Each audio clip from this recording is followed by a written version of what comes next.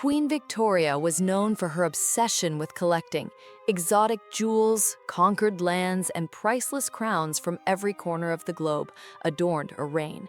But among the splendor of her collection, there was something far more disturbing, a human exhibit. This is not a story of a royal fairy tale. It is a chilling account of cold political calculation.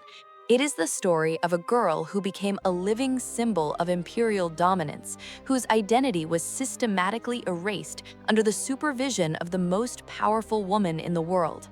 Princess Gouramma was brought to the freezing fogs of London not to be a daughter, but to be the subject of a ruthless psychological and religious experiment.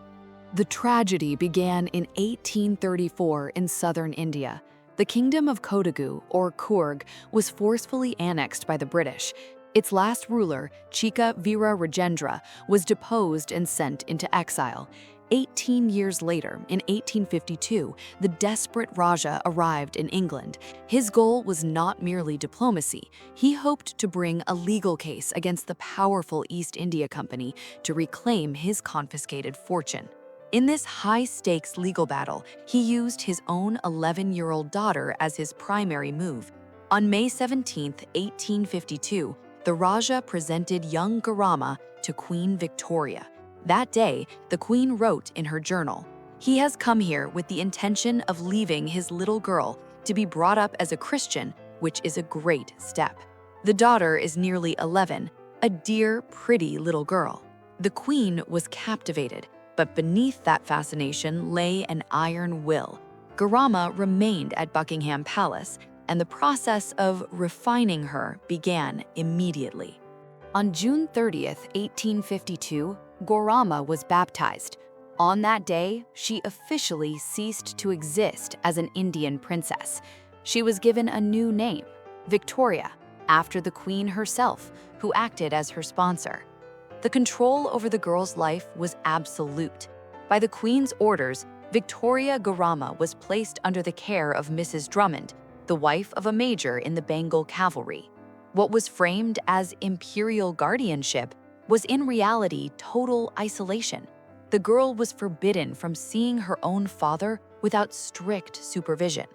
In November 1854, the Queen personally directed, "Gouramma is not to go and see her father without Mrs. Drummond, and the latter is to inform him that I will not allow Gouramma to go anywhere without Mrs. Drummond, but that he may go and see her." Gouramma was forced to trade her silks for suffocating Victorian corsets and her native tongue for English manners. She was paraded through elite drawing rooms as the perfect specimen of how Britain could civilize India. But to the British elite, she remained an exotic curiosity, a trophy kept in a golden cage. As the princess reached adulthood, Queen Victoria moved to the next phase of her plan. She intended to use Gouramma to breed a new, fully loyal puppet dynasty.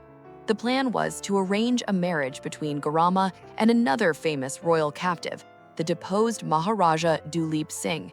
However, the experiment failed. Duleep Singh refused the match. He saw in Gouramma only a shadow of her true self, viewing her as too westernized and alien to his own culture. This public rejection was a devastating blow to the princess.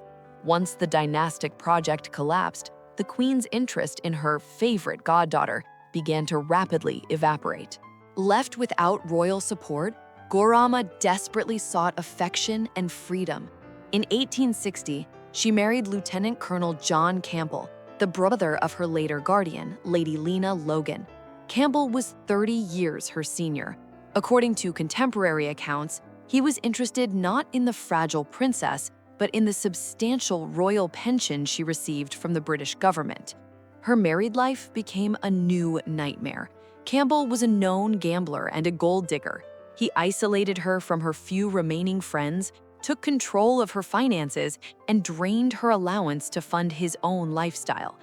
Gouramma gave birth to a daughter, Edith Victoria, in 1861, but the years of psychological torment, homesickness, and the harsh English climate had destroyed her health.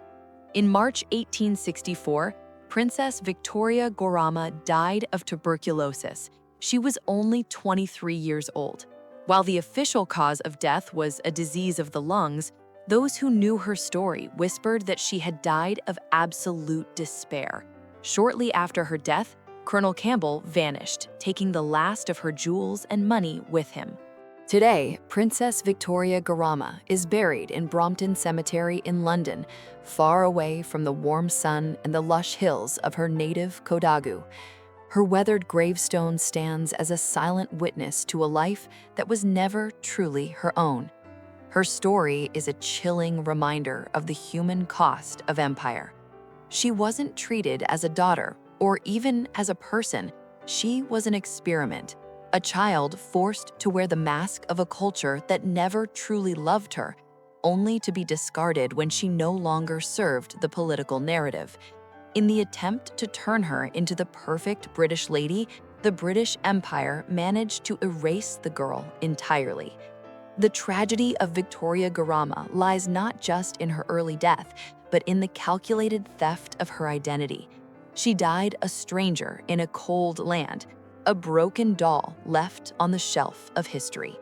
If you found yourself captivated by the dark shadows of this royal tragedy, please subscribe and leave a like on this video to help more people discover these forgotten stories. Who do you believe is most responsible for her tragic fate? Was it her desperate father, the calculating Queen Victoria, or the ruthless Colonel Campbell? Share your thoughts in the comments below.